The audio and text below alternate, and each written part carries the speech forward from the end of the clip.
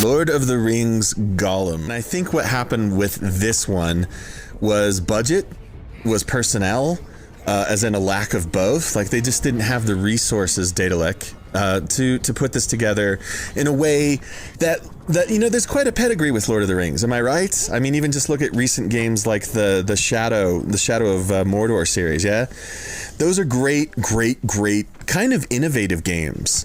There's bad Lord of the Rings games too, but it's such a monster franchise that this was the rights holders. You see, this is a rights issue, and they went to a small company. Or a smaller company, and they tried to do something grand, and they just didn't have it. There's all these stories surfacing at the time that Daedalic was having personnel issues. They were overworking their staff, and there was firings, and then there was HR issues and stuff. They didn't have the money, they didn't have the resources. They cut chunks of the game.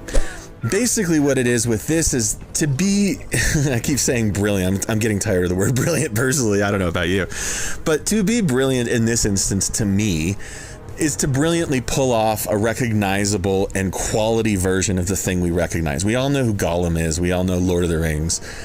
The problem with this is that it was so full of bugs that it was hard to play at first. It kind of isn't anymore, because I just played it last year for the first time, probably the only time I'll ever play it.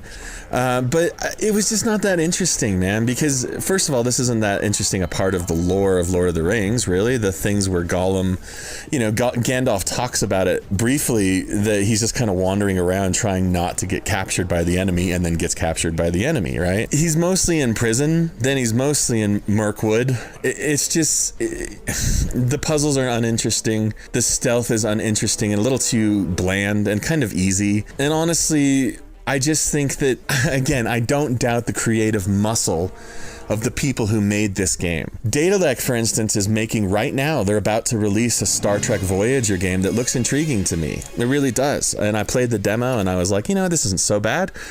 This after the Gollum thing, this might be all right. I don't doubt the creative muscle. What I doubt is resource management and resource gathering.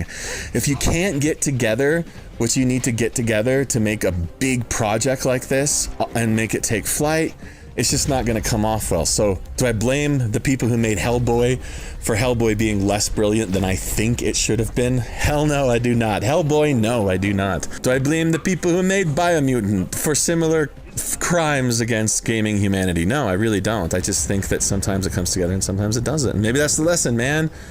Maybe if there's a takeaway, that's what it is, folks. Maybe.